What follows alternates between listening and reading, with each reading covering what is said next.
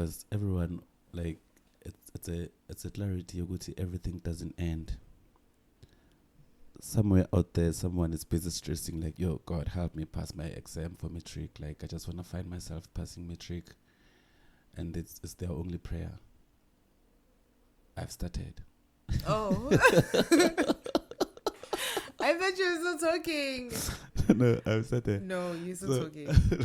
Okay, like now, for real though, there is a child out there being stressed like, yo, my exams, they are coming and they're depressed and stuff, and thinking passing Matric is the end of the world. I mean, that's where, not Their the end life. of the world, that's where their lives, that's the goal for the moment. And then there are those others who are like so excited because they're writing the exams because next year we're going to university. The bright ones. Not really the bright ones, but like the ones who comes from fortunate families and educated backgrounds. They are the bright ones who, regardless of the background, they know they're gonna make it to a point where they find everything easy, to a point where they feel like, you know what, I'll get a bursary or sponsor or something. But there are those who are assured by their parents that we just need you to pass, and you have you can choose which university you want to go to depending on whether you qualify to be admitted or to enroll at whatever institution you want. And then we have those, they don't see hope whether I pass or not. Yeah, whether I pass or not, my parents can't afford anyway. And I don't know, man. So there's no thinking, there could be no plan forward or no plan ahead. So now this episode is meant for those, actually. We're just going to talk about those 2 or 3 students who they do have the potential. The pass rate was proper, but then now you either couldn't afford a higher institution of learning, or you just passed averagely, but then not to be able to continue with whatever you wanted to start after, whatever you wanted to study after you finish your Matric or so. So what's the next point from then? So those are the things I want us to talk about today. Okay, how can we help a child out there to cope with the world, because it's the world of employment and the world of certain level of education for you to be qualified to can get a certain position so you can earn money, which is needed in life anyway for people to live. Yeah. And responsibility too. And responsibilities, yeah, because it doesn't matter what age you are. Like, I feel like problems for everyone, regardless of the age you are, problems that they say, like our challenges, like your problems are equivalent to your level of growth or your age and whatsoever. So our problems are the same. And I've learned that in my years of growing. One moment I was 18 years, I thought being 21 was like, yo. The bomb. And then I became 21. Not the bomb as such, but then like old. Old? You thought 21 was old at 18? Not necessarily 18, let's say 15 then. But then there was a point where 21 used to look like like someone who's 21, they look way older. And then we thought 30 was being old. And I mean, I've been in the 30s for a couple of but then now you can look at the upcoming age, you feel like, hey, baby, 40 is old until you get there. And then you're like, so now here is a 40-year-old giving you an advice of life, saying life should be like this, and then thinking that you are younger, they could have done it better. But then there's no such a thing, because the reason why I'm saying this, going back to my topic again, there are those people who didn't choose to be born like anybody else, and after Matric, you just feel like, why did I even have to go to school? Because you just feel like there's no way forward. And there is some couple of things you can do. There are some couple of alternatives, which, because the whole point is to keep going. I'll give you an example. If you are from Limpopo and you pass your Matric and you applied to go to an institution in Gauteng, and you go to Gauteng, and I don't know, most people, they would take a risk of going to an institution to go register, because you find that you didn't have hopes you were going to pass, and then your results somehow they surprise you because you've been working hard, and then you run to Gauteng with everyone else in January, and then while people are registering, and then probably you don't find a space or you don't find funds to can pay, and then you have to go back. That's what stresses people a lot. Yeah, Yeah. that's true. And that time, you remember or you forget that you were praying so hard, studying very hard just to pass that matric, thinking if you pass the matric, doors will be open. Yeah. And then you feel like after the matric now, it exposes you to the real world, and then you feel like doors are more even shuttered down than it could have been. So now, if you were not to, hadn't you went to university, after matric you went straight to university, ne? Yeah, I did. Hadn't you went to university, what were you going to do? I was probably gonna just. I don't even know, because I never had that like upbringing, or I was never taught, or I was never given that opportunity to take a gap year or explore being an entrepreneur or explore other things except for going to school. So it never came across my mind that, okay, next year when I'm done with my matric, I'm going to do something else and not go to university or work a job or what. Jobs were always that thing of like, okay, get a holiday job. Like during June holidays, do your little holiday job, business job or something. But it was never a thing of, if I didn't go into university or if I didn't do university. It was always go to university and then you had a dream of going to university. yeah, that was yeah, because in my high school, like I would tell you that there would be career days, like different Oh, yeah, where universities they would showcase, come yeah. and showcase what they have, and then you can choose. They give you hope that, okay, this is the career you want. Like I had career guidance and stuff like that. Yeah. So it wasn't really a thing like me not going to university. And you, so you Yeah, with me, I did have dreams of going to university, but I'm one of those who didn't have hopes. How will I? Because I didn't know about probably Nsfas. I didn't have hopes of I may qualify for a bursary or not, because, like I say, on the previous episode, I've said that school started to make sense only when I was at my final grades. Yeah, when it was like basically almost late. Yeah. So varsity, I did wish I could be a varsity student, but then it was that thing of knowing very well that none of my parents could afford to pay for at that moment. So it was something which it seemed like a dream. But then these days things have changed, because I remember I matriculated like 4 years. You said like in the 60s. in the 60s. So recently we have like a huge backup. If as long as a student is determined, we know that there's gonna be. Oh wow, I didn't say determined. No, do not say that.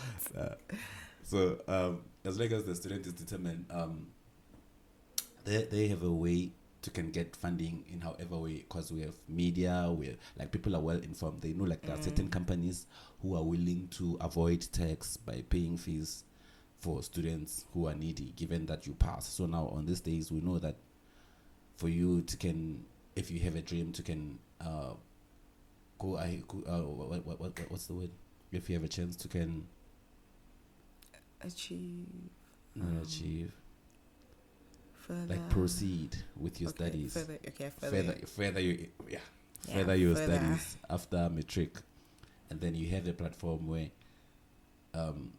through social media you can get means. We've seen a lot of people getting help from Twitter, from Facebook, from companies all over, like because now also companies, they get to see those bright students as some sort of an asset that they can use on their companies. So if you are bright, they're going to pay for you to make sure they just bring you closer to their side, so they know their company will be winning if given that you are talented.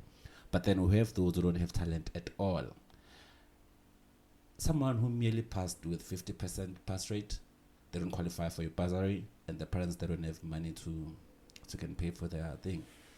Although we do have Nsfas, but Nsfas it's also some sort of a loan, right? It's not like entirely a funding which you might you end up have to pay it back. But does Nsfas actually like follow up and like say, hey man, pay me back, you finish with university? Like, do they chase you? Yeah, they do. Thing is, the way they scrutinize your affordability, they don't kill you. So if you are earning whatever amount you're earning, they can just take 1% of that. So you can find someone paying this first 300 rands back, because if they pay for you, somehow those people who are paying back, they give them more funds to pay for other students. Yeah, so they try to. Some people, they do hide their status of whether they're employed or not, because now they are hiding from Nsfas. But then they have a way through TransUnion. They have a way to can trace it back to how you are registered. Just like if you can try to register for 350 for SASSA while you're employed, somehow they can pick it up that you are registered. Yeah, you are registered, because for you to be paying UIF, you have to be registered at the Department of Labor somehow, so they can pick it up that the person is working now, and then that's when they start to call you back, send letters, and then you initiate. They are so fair such that you initiate a payment that will be fair for you, and then you bind yourself to that, and then you sign for it. You can pay for it even for the rest of your life. It doesn't really matter for them, as long as funds keep on coming to the account for them to can assist other students. So Nsfas, is it not? I thought it was a governmental thing, like a governmental funds. Then why are they? What does Nsfas stand for? National Scheme Fund, something. Yeah. So it is a national. It is a national thing that is government involved, but they don't make it entirely free. Remember, I remember at some point last year, Nsfas came up with the new amendments of their rules, of them to keep on paying for you, and then that's when they would say for them to keep on paying for you on yearly basis, you have to keep on passing with 60% rate. Was it 50? 60% of your registered modules. Yeah. Not the marks. It doesn't matter what mark you get, as long as it's a passed mark. You must pass 60% of your registered modules. Okay. So, for an example, if you register 5 modules, you'll then need to pass 3. You are allowed to can fail to. You were back then, and now they've amended their rules. Now they want you to pass 75% of their modules. So now from the 5 now, if you passed 3, you fail 2. That's not 75. So you need to pass 4 now, and at least fail 1.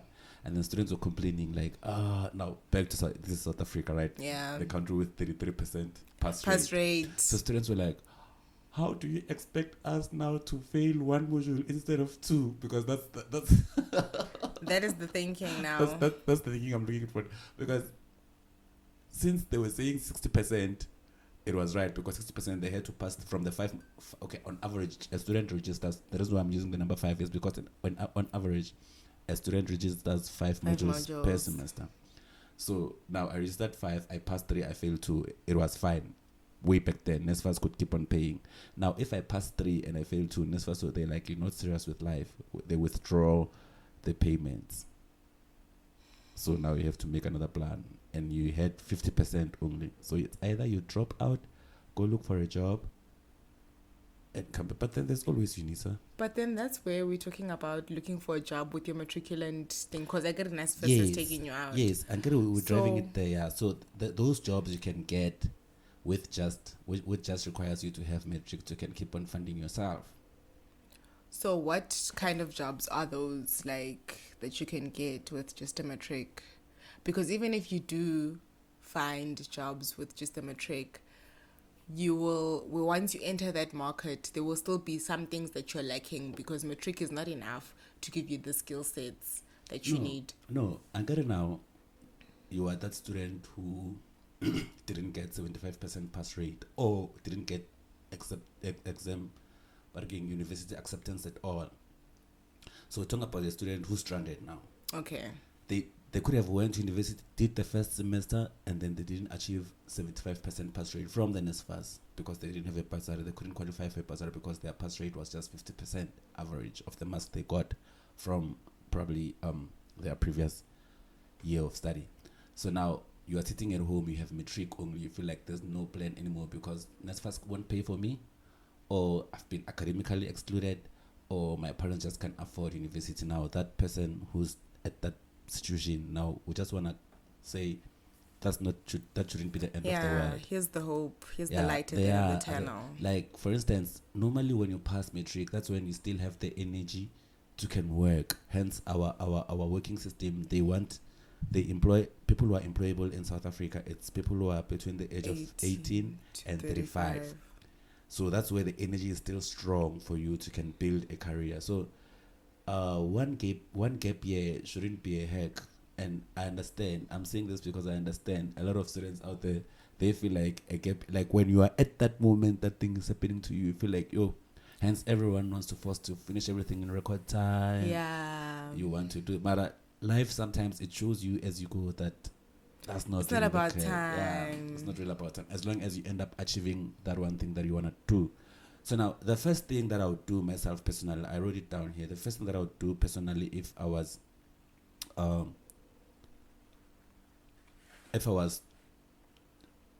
to be in the state where I have my Matric certificate, it doesn't look so bad, and I don't have a plan B.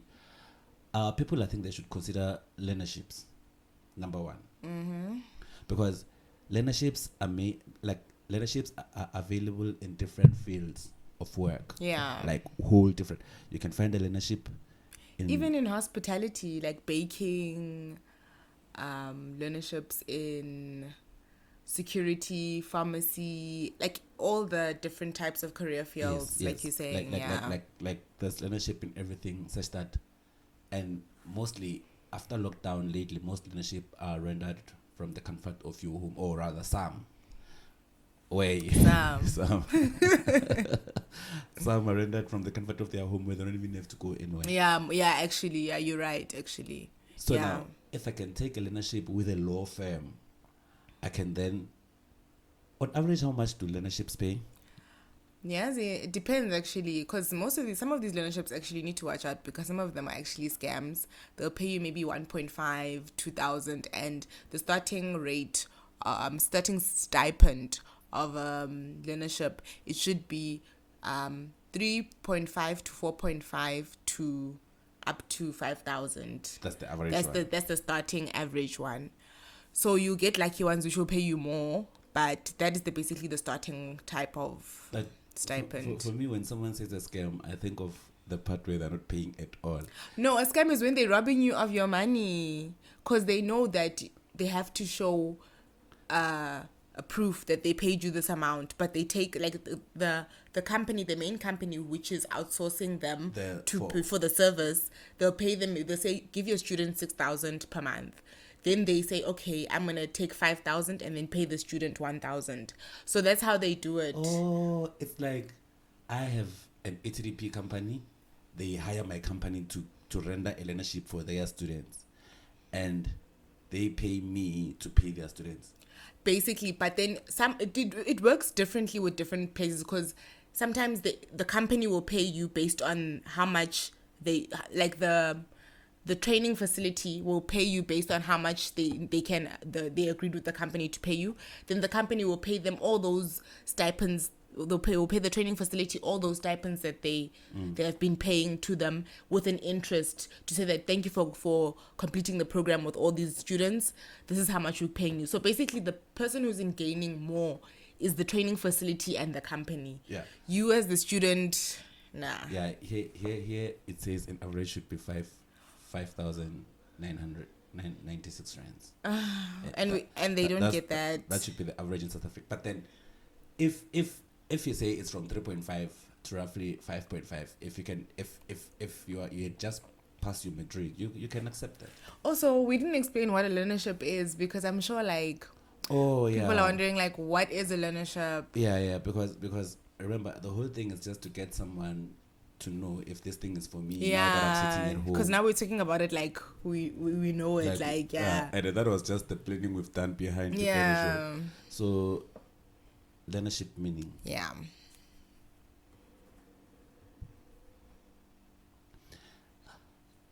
Let me read it exactly as it is as a definition. Okay. A learnership is a work-based learning program that leads to an NQF registered qualification.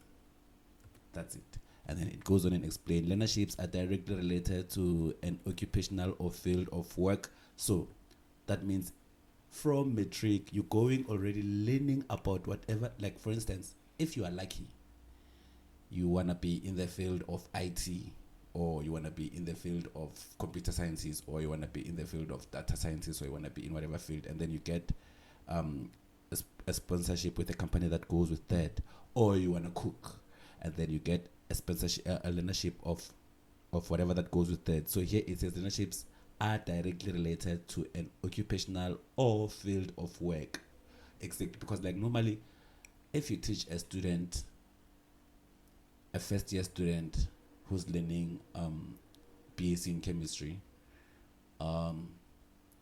at the first chemistry class, they don't really see the picture of how the work will be about. So with a learnership, as much as it looks like it's for people with less opportunities, the brighter side about it is your schooling is already rendered on the work level or the occupational level, because if they can say the company wants you to come to their field, you'll be doing your learnership around where everyone is working sometimes.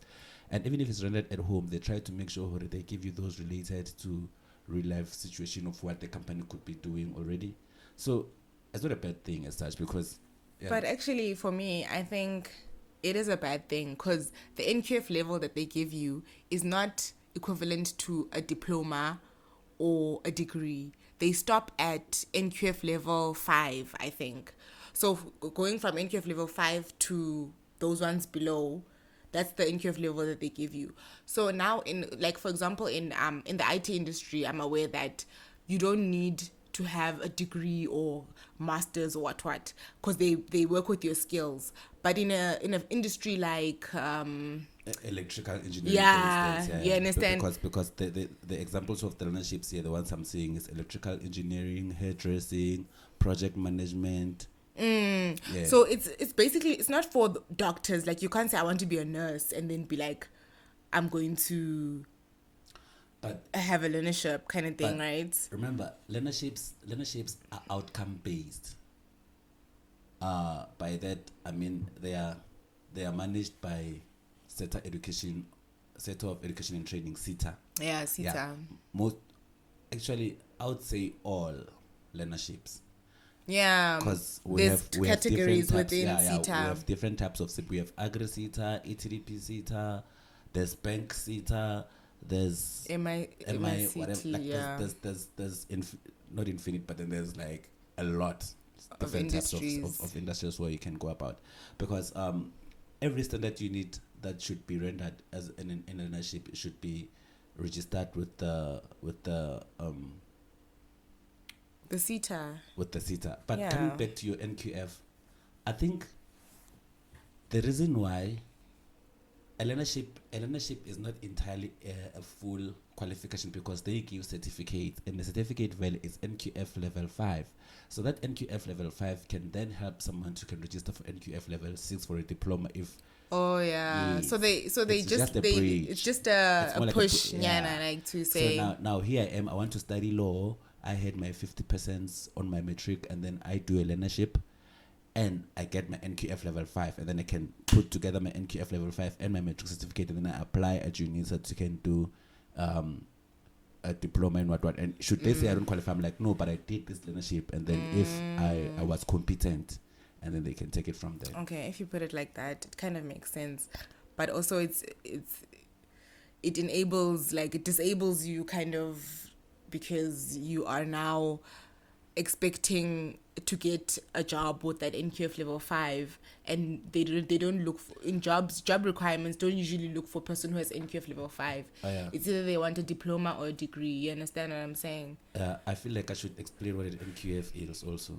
Oh, but actually the advantage of it, now that I'm putting the disablement, the advantage of it is that there's not all the time, but with that, after you've completed your learnership, there's a possibility that that company who you've been doing your learnership with can absorb you, and so with your NQF level 5. Give you the job that you've been wanting to do, which you could have done at the university. Yeah. And once you get the job, you can then register at UNISA proper, and then further your studies, you can get better or you positions. can even ask the company to like pay for your studies at UNISA as a work. At times, they even have to ask. It's part of them that they offer that thing value for their employees. Because once you're in a company and they hire you and you're permanent, they have benefits for their employees. So some companies value their benefits is to help their students further their employees further their studies. Meaning, even if you don't have a qualification at all, if you can secure a job permanent at a specific company, and then you are liable for the benefits that the company offers, and then you do stand a chance for them to can pay for your studies. at whatever institution, given that you qualify. So now, if you are in, you can then just, even if you don't qualify, you can just rewrite your matric while you're working. It's possible. And then that's when you can register. So that's number one. Those are the benefits of learnerships. Yeah. There's pros and cons. I want to talk about something. I've been saying NQF level. We've been saying NQF level 5. NQF, but then this NQF, what is it? So NQF, so that someone who's not aware of what NQF out there. NQF is what they use to measure. Okay, let me read the definition first, so I can get the actual explanation. The national NQF stands for National Qualifications Framework. Yes. So, if they say whatever standard you need or whatever module or whatever course you wrote is not registered under the qualification of or accredited under the society of whatever in South Africa, like whatever they were saying with the University of NWU recently about it, had some courses which they said they were not accredited. So some of the NQF, they are the ones, NQF, National Qualifications Framework, it's those people who assess the whole module. If, like, regardless whether I'm doing a statistics at UNISA or I'm doing a statistics at UP or I'm doing a statistics at at UCT, the curriculum, it will always be the same, and then they meet the same framework. So if I'm studying a course, BSc in chemistry at UP, and I'm studying BSc in chemistry at UNISA, they are both according to the framework, the syllabus involved in the modules, the framework, it's up to this level. So NQF level 7, they are both NQF level 7. Now it's up to a company to can say, we prefer students from this university either than that. But the NQF is always the same. So it's what they use to measure the qualification amount, standard. The amount of work that is proportional to whatever.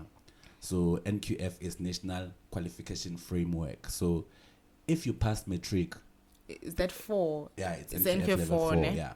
Just by having a grade 12 certificate, you already have NQF level 4. And then whatever you do after, if you register for a diploma, that's NQF level 6 after you completed it. If you register for a PhD degree, it's NQF level 7. Honors or MTech, it's LQF level 8. And then we have MQF level 8, which is level 9, which is a doctorate, and then PhD so on is so level forth. 10. Yeah.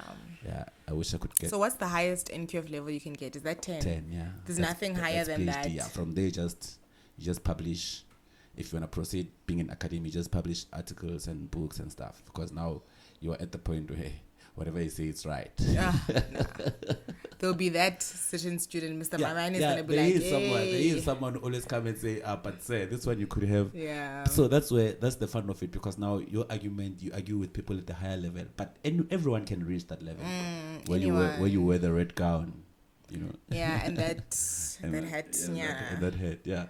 So, but that's another story. But then, standard for South Africans, the ones who are employed in the offices, they normally have NQF level 6, 7, up to roughly 8. No one really cares about NQF going 9. Further. Yeah, NQF 9 and 10, it's for when you want to be a super academic person, or you want to be like those top managerial position, whatever. But then, like I say, we're always going to have 1 or 2 CEOs in a company. So, besides, we brag about being lazy. Like, we brag about school. Hey, but school. you know, with life, like, you always have, you stay learning at whatever age you are, whether it's in Wadi or life learning, you always have to learn and develop yourself. Otherwise, iskolo used to say, iskolo, no, it doesn't work. Yeah. You have to be a person who has to always learning. Because there are some people you might feel like, okay, sharp, I just passed my matric, I'm not ready to go to the work field. Another alternative, there is still free learning, which, as much as they offer non-credited certificates, but then they offer certificates which are identified by other companies out there. So, for example, what's free learning? Free learning is those courses that are offered online, like if I can just like Coursera, where like the ones I'm familiar with is Coursera, Simple Learning. There's this ones that I've been receiving some emails lately from some London, what. I don't trust that one. I'm still going to look at it before I compare. There's also, I know of Ellison courses as well. Yeah. Like, there's a number of, like, if you go to Google and say free learning courses, you can get something to, and you don't have to say, it doesn't have to be an NQF level, but it's a development for yourself that you're now entering into a workspace where you feel like you know what it is you're talking about when you go into an interview probably, or when you want to start something for yourself. So yeah, those free courses actually do help. We actually did Coursera, didn't we? Yeah, I did. Yeah. We did like a few certificates, but yeah. To keep up, you need not to be doing anything for you to focus. You need to be like a Matric. Yeah, if you had just passed your Matric and you're willing, because there was that certificate which they offered in Coursera. It was connected to Google data analytics. Yeah. It was supposed to be for 9 months, 8 months. So every month you have to commit to get one certificate. Every month you get one certificate. Everyone you get one certificate, and then in a period of 8 months, that one certificate, then they combine everything to make it one certificate. And the way the program was so designed, it was so dope because they start you from not knowing anything, and then they walk you through until to a point where they give you a real life program that was once solved at Google, and then they use that one to finalize your learning. So by the time you finish that one, you have experience of what data. You got that far. What? You got that far with the course, yeah.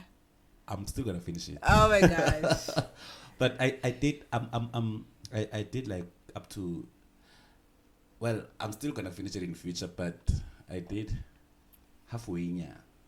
Okay. Halfway, yeah. But the way it does, like I say, as you go, like the first certificate, they give you one person who specializes in harvesting data only. Then you conclude that one. The second one, they give you a special person who teaches you how to put data in order, the picking. The next person goes like that, and then they carry you, and then the from the sixth one going up, now it's real life related. So you apply everything you've learned on the past certificates, and then you complete that, and then when they put it together, now you have a data analytics. You have a certificate. If I had a company, I would I haven't seen how that course has been like rendered. If I had a company, and actually I would advise everyone out there, if you want to do data analytics, you can just go to Coursera, go to Google, type Coursera. Coursera is not. It's not part of Simplified. We're not promoting anything. It's just something we're helping someone out. We're not even getting paid for. There's no money coming in. So Coursera, you check Coursera, you register. It's actually when you introduced me to Coursera, I realized that it was supported by our government. NAMESA. What is NAMESA, Kana? I didn't even bother to find out, but let's find out now. NAMESA is for our NEMSA. media. Is it NEMSA? Yeah, NEMSA. NEMSA, ne? NEMSA. I pronounce it. When you say NEMSA, you make it sound like it's spelled differently. No, but is it? Oh, NEMSA, you're right. It is NEMSA. You know, now my pronunciation. Digital. It's advancing digital skills for South Africa's future. Yes. They are the ones during heavy lockdown. They are the ones who introduced most South Africans to Coursera. So we must upskill our skills while we were at home. And before then, I didn't know about that. I also didn't know. These things. Those trains. The unemployment or what. Yeah. That's how I got it as well. Yeah, because even if like Coursera is not entirely free, sometimes it can be free, given if they are off season or not. It's not entirely free, but then even if you pay, it's not a lot of money. Like they can offer you one certificate for like. Isn't it we're talking about a Matric student who has no plan? Yeah, Mara. Even if you don't have a plan, if you earn 350 from the government, the certificate for Coursera, it's gonna cost you maybe 80 rands to can download it, because the learning they'll offer it for free, but at the part where you have to download the qualification, they can charge you maybe $15 or $10. It depends, like they differ. But once you register, because even them they're trying to get clients. I think they offer a lot of courses for free. So you target those ones, those moments when it's free. If you're not doing anything, you're gonna make sure let me finish it while it's still for free. Yeah. Because the problem with us is because when it's free, we don't have time, and when you have to finish it now, it's no longer free. So it is like the advice would be just keep on checking. There are times where it's free, That time was Mostly not free, but okay. Go with his advice. Yeah. But anyway, Mara, that would be for those who want to learn. Because in those learning platforms, there's statistics courses, there's mathematics courses, there's accounting courses. Any field. There's any, except theology. Okay, why are you going to do that now?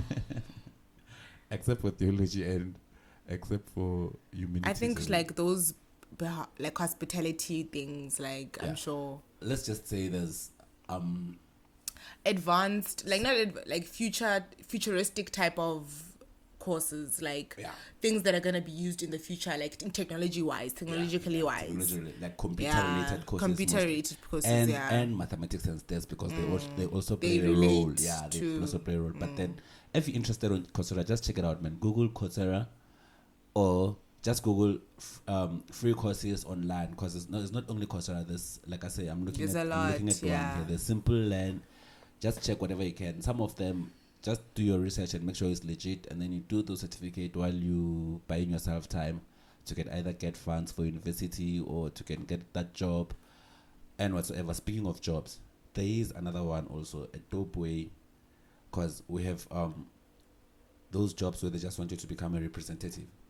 Okay.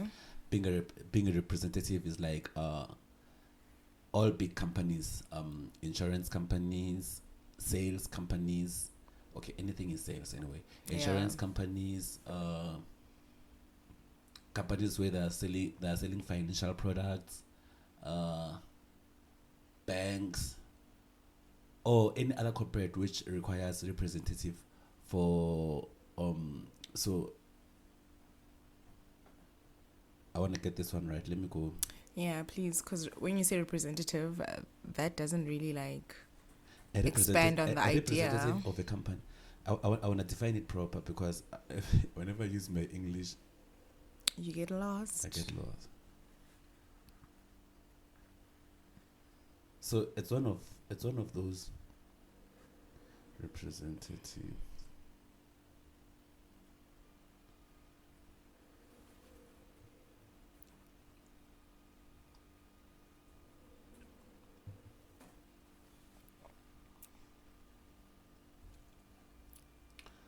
What is a representative job?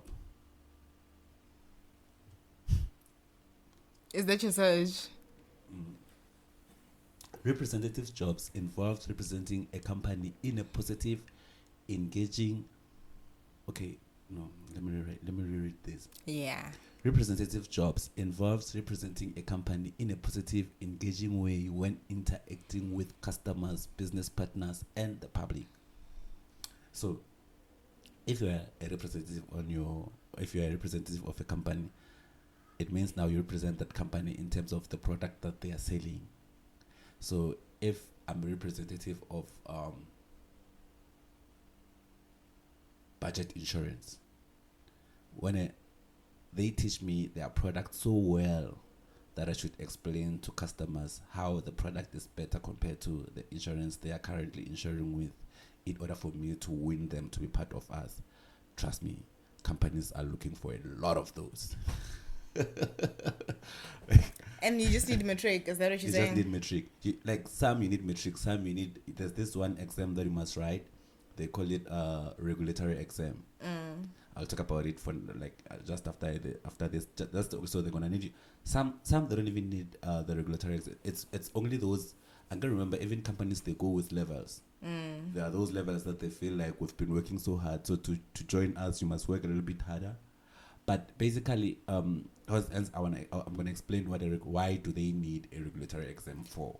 Question. Let's first, because I'm still trying to understand what representative job. I'm still there. So what is an example? Maybe if you give an example, I would be more light bulb moment kind of vibes. Yeah, the example is me now working for budget insurance. Okay. And then I wake up in the morning, I stay at Tembisa, wear my uniform, maybe I use a bus or I use a public transport, it doesn't matter, or I use my own car, it doesn't really matter. But I represent the company everywhere, including in public. So meaning if someone sees me working there, we're wearing a jacket, and they say, yo dog, how much is it to insure my bike?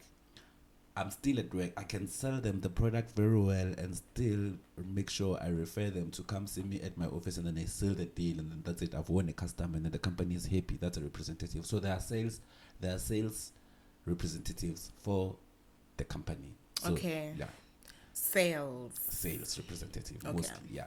Because like I say, the way the definition says, sales representative jobs involves representing a company in a positive, engaging way when interacting with customers, business partners, and the public. Meaning this company, it has customers who are buying something. Okay, so that is who you're representing. You represent The customer, the business. You're For representing the customer and the business, actually. No, you represent the company to their customers. But don't you represent the customer as well when you give back the feedback from the customer to the business, what the client would You have don't wanted? give feedbacks. You close deals. As a salesperson, you get a okay. customer. The customer, you make sure you get the customer to join the whatever the company is selling, and then they're happy with you. You are a good employee. You get the more customers you close, or the more deals, or the more you represent companies so well. Let me put it like that. Where by representing it so well, it's getting them more customers, and then that's how you become the better employee than the next party. So that's with regards to representatives. You're also saying that representatives need to have RE. Some within the field need to have RE. Some companies, they need RE. I'll talk about the RE now. But Okay. the reason why representative, it's a good job for someone who just passed Matric, because that's when the energy is still strong, right? From being a lot of people who are representative, they made it to become like, now that's the road you're gonna follow to become like a manager of an institution. The next thing, you can be branch manager of an institution. You can be of a region, of an area, or like that's how you can build, depending on how committed you are, right? Because we have those people who are actually giving in the energy. Because also being a representative, you don't want to be representative for 55 years. Remember? Yeah, you don't want to be a representative for 55 years. You just want to get sometimes it's not because you don't have a plan, but then a representative at the country we're living in right now, a representative, it's an average good job in South Africa. I can say that. Because it's the easiest to get into, and it's a job that not everybody would like to do. Nah, trust me, there's a lot of people who are praying for representative jobs. You think daily. so? Yes. Oh, daily. okay, maybe it's my personality. I'm not trying to do that. People that are paying. But if you want to do that, you can do that, ne? What are the people doing? Which one? The people that they're planning, that you're talking about right now. What are they doing? You've lost your trail of thought.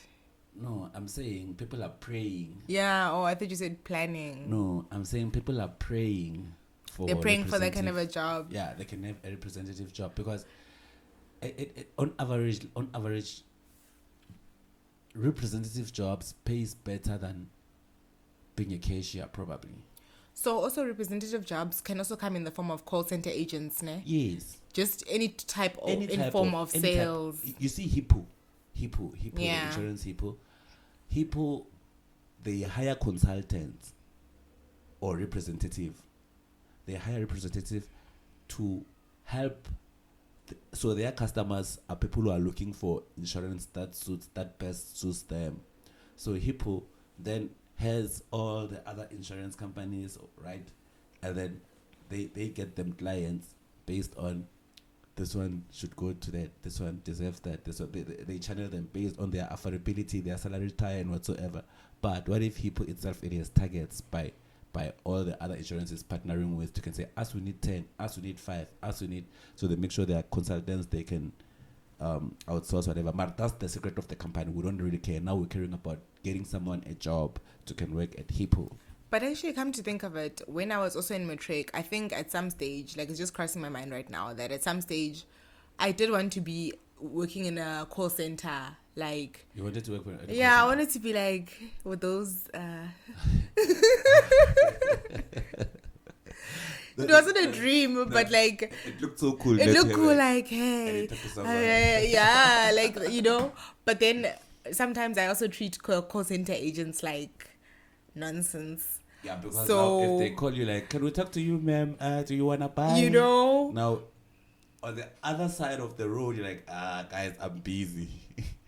Yeah. So yeah, so it's something that I think a matriculant as well, it would be more suitable for them to be a representative compared to being in a learnership maybe. But those two can work hand in hand, but the need for sales compared to learnerships, because learnerships are actually difficult to get into actually. Like a learnership and representative jobs, they can be the both thing at once. You can get a learnership in a situation where you are being trained to be a representative. But you know, for a person who's fresh out of matric, who's not used to that juggle, like that two jobs kind of thing, because in this life, guys, let me tell you a secret. In this life, you need to hustle, guy, too.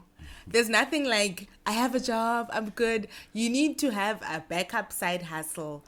So I think, like he's saying, you need to teach yourself already now that if you're going to have that learnership, then on the side, do that representative job.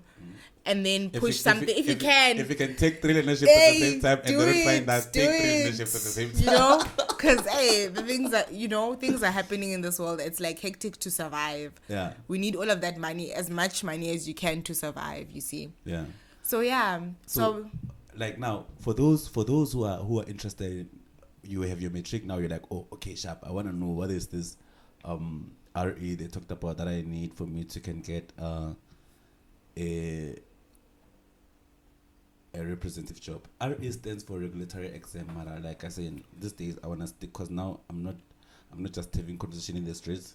Because now this one I need to make sure I get my facts right. So yeah, that's true. Yeah. The one, what about, do you want to first introduce it? But then there was one that you did. No, I didn't. Okay, no, you didn't. Oh, am I wrong? Okay, I'm very wrong. So what does regulatory exam mean? Okay. Regulatory exam. Let me look for the definition. I don't want to explain it in my own ways. I'll get so many. I'll lose so many. But also give us like the channels where we can. So the regulatory exam, which is an RE exam, was introduced to assess financial advisors' competence. The regulatory examination RE was introduced to assess financial advisors' competency and applications of knowledge relating to regulatory framework of the financial services industry. What does that mean? That is so busy. Basically, if you are a salesperson, it means whatever you do is between the customers and the companies interchanging with products and money. Mm-hmm. So whenever there's money involved, there's that knowledge that we need to play a role as part of your honesty, your dignity, your transparency, and whatsoever as a human being, because you need to be trusted to can render a financial services to clients, to the company's clients, because if you sell them the product, they give you the money, and then you then have to pass the money to the company. That's how the company makes profit. By the way, if you can check every company, it's a matter of getting the highest profit at the lowest cost, which is the basic knowledge of business. So OutSurance is selling OutSurance services. Budget insurance is selling insurance services. Santam is selling insurance services, which can include cars. They can insure your house, whatever. But then, as a business themselves, they have clients or customers that are paying money to them as a company, and they're making profit from it, hoping no one gets into an accident so they can make more profit. Because if all their clients can get all accidents and then everyone claims, their bank account would be empty. Hence, for their bank accounts to revolve is because whatever clients are paying, and then one had an accident, they take something from those ones, they fix that one up, and it revolves like that. So that's a good business actually. So, but then they need representatives to get them more clients, to insure with them so they can make more money, something like that. You get it? Yeah. As much as FNB would want to be better than Standard Bank, which is want to be better than and so forth and so forth, but in between the companies, they're like, no, we wish we can have more customers than that. So it matters in a company how you treat your customers. So now, when coming to money involved, there are a lot of temptations which can lead to unfaithfulness. So if you write the regulatory exams, it means now you know everything that has to be, or the process that has to be followed, all the process that involved the customer's money and the honesty and the biasness and like to avoid everything. So now like that RE, it trains you how to be familiar with what not to do, the red lights, in order for you to protect the relationship of the company and the clients, but then everything still go very well smoothly. So what they teach on the RA, I'm going like with RE, it's so diverse that I'd honestly want to make an episode about it specifically in future. Yeah, it's so diverse like that. But generally, there are 5 different types of those RE. There's one for management people, there's one for subordinates, the ones who are sales. So like for instance, a basic person now, the one that if you wanna consider being a representative, you just pass your Matric and then you wanna know which RA to do for now, it's RE5. So they go in numbers, RE5. And so far I think there's only one legit company that renders REs. If you go, people know how to use the internet. If you go to internet and you can say just Google RE exams, the first website you're gonna get is Moonstone. That's the one I know that's legit. The other ones, there are some that are dodgy, that are trying to scam people also, you know. Okay. Because they know people are needing that thing. But sorry to interrupt. What must you look out for to determine if this RE body that gives you those exams is legit or not? Yeah.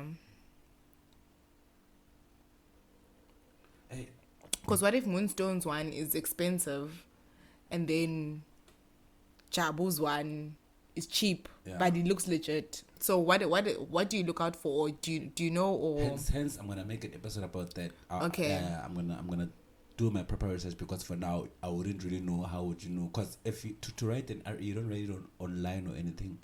You go to their facilities and then they have the question paper that are being sent. Cause all in all,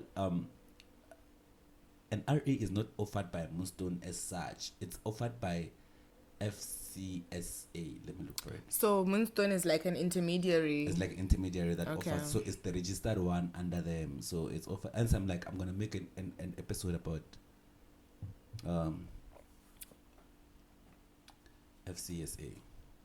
About I'm gonna make an episode about RE specifically. Cause it's a national regulatory thing. Like it's just even if like every country has it's financial sector conduct authority. Yeah. Yes.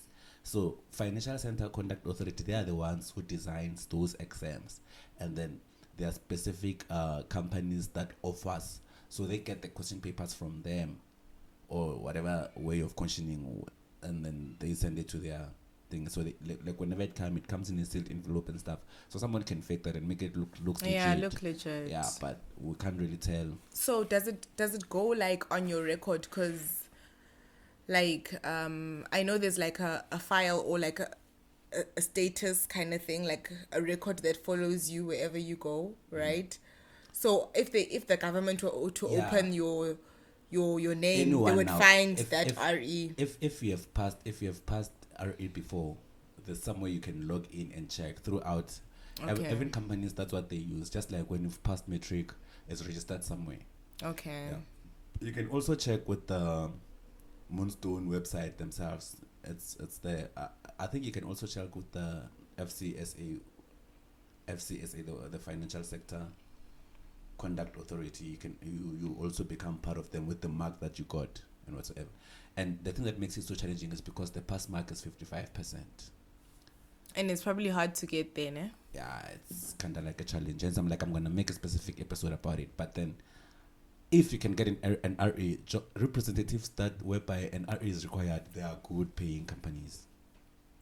So get your RE, man. Get your RE. If you feel like you can sell a product. Representative in that manner. Yeah. So basically, if you want to if you want to be a consultant for an insurance company, you want to be a consultant for a bank, you want to be a consultant for any financial related service, where their clients, they are selling products to. For now, I don't expect you to understand what is selling products whatsoever. Just if you've ever dreamt of becoming a bank teller, a bank consultant, an insurance company worker, or anything where you see like even telecom. Sometimes those telecom consultants, Vodacom consultants, there are sales. Those people are selling those things. The requirements for those jobs is just Matric. So you can just get your RE, man, get your thingy, and then while you're working that job, then it can help you to pay for the university of the course you want to study. Or even if you wanted to be an actuarial science, if you can be a salesperson at the insurance company, get actuarial science. Actuary, it's insurance, right? Yeah. So you can be familiar with what insurance is about, even though you're just selling the products, and then later on you can study 3-4 years, get the qualification, man, and then go to the side where you get to see the actual distribution of the product. Because actuarial science, as much as people they think it's big deal like that, it's just someone to can design an equation to can say, when do we expect this person not to have an accident for the next 5 years if we can insure them with this much. Now we use mathematics and statistics, which looks like it's so scary until you actually like you get into it. Because everything, everything, the more you practice, the more it becomes easier. So my point is, being a sales representative can get you to reach your goal if you can either want to grow in that insurance company or either you want to study to become something else. But then it could be a bridging course or a skipping stone, either than just sitting at home and do nothing. So we talked about 2 things so far: learnerships, representative jobs, free learning, which involves those online courses from online. The rest, let me check from my... There's also one more last one. In addition of learnerships, there's also being a facilitator is part of learnerships, right? Not necessarily. Okay. Yeah, not necessarily. Because if you're the facilitator, you are the learnership. Like, you are the learnership. You understand what I mean? But I want to talk about facilitation as a course. Okay. Being a facilitator is not... there is a qualification. There is a diploma that has 360 credits, whereby you study about 30 modules to become a facilitator. But then there's this one standard unit. There's a standard unit that they select. I forgot. Let me look for the standard. It's on NQF standard units of being a facilitator only. Okay. It's like an average of 5,000 rand to do the certificate. So you can I think it's EDP, because you can also do that one, and just if your dream is to go the route of being a teacher, you can do that one, and then just for small and facilitation jobs, and then they are paying also an average of 5,000 rand a month. Or you can be an assessor. You can study to be an assessor only, where those people who are facilitating, they can give you their scripts to assess. And then you can register as a constituent assessor. That's being an external assessor. So you can have 3 companies that are sending you scripts, and you just mark their scripts and then send them back, and then you can charge them per script. It's also another hassle. But that one is not entirely for Matrix, because I think it's gonna need... Yeah, that's what I was about to ask about. Like, let me not talk about this one then for now. Okay, should I talk about this one then? When you are looking for a job, like, you need to go to... Let's say you want to, first of all, in your mind, have a company that you feel like, that company, I like it. When I see these people walking in the street like this, with regards to representative behavior, right? When I see these people walking in the street like this, when I look at these people like this, I feel like this in my heart. Then you go to that company's website. For example, like you were mentioning earlier on Telkom. You go to the jobs, and then you search each category of the jobs. You look for the jobs that are available at Telkom, and you look into each job specification and see what requirements do they need. Do I match the specifications? Do I not do I? If it does, then you know that, okay, I apply. So it can be a job that you like, a company that you like, or it can be just any type of company that you think would be easy to get into because you saw, Uzandile, she's also there, so I can also be in there. Look into those kind of things and see how you can get a job based on looking into the company website, because from the company website you'll be able to see what they're looking for and what they want, instead of going to Google. I know Google is the best search medium, but sometimes it can lather you the other side. So sometimes it's best to go into the company. They can be exposed to scammers because they know everyone is looking for jobs. Yes. Yeah. So go into the company website and determine what it is that you actually want from it. If you have a NQF level 4, which is a Matric, look for jobs in there that only require NQF level 4, which will most likely be representative jobs like your call center, your promotions, your etc, etc, etc. Look out for those things and just be tech savvy. So yeah. All right. So basically, our show is not meant for everyone who figured everything right. It's not meant for everyone who understand everything out there. We're meant for those who are struggling, like, hey man, life is hard. I'm trying to do this and I can't seem to get it right. Hence, we try to do everything as a simplified channel. We try to do everything that simplifies things for everyone out there. So we are meant for those people who are struggling. So if you feel like you have an inquiry about something, like I always say, you are welcome to hit us with an email. I don't think I have anything I want to say. No, I'm good. I still don't want to say, yeah. So for today, I think we're going to end our show here. Thank you. Like, comment, and subscribe. Yes, please like and comment and hit the reminder button for future videos. But then also check out our academic part of the channel where we're just doing random academic related things. Economics, mathematics, statistics, accounting, and so forth and so forth. Thank you. And then we go like this.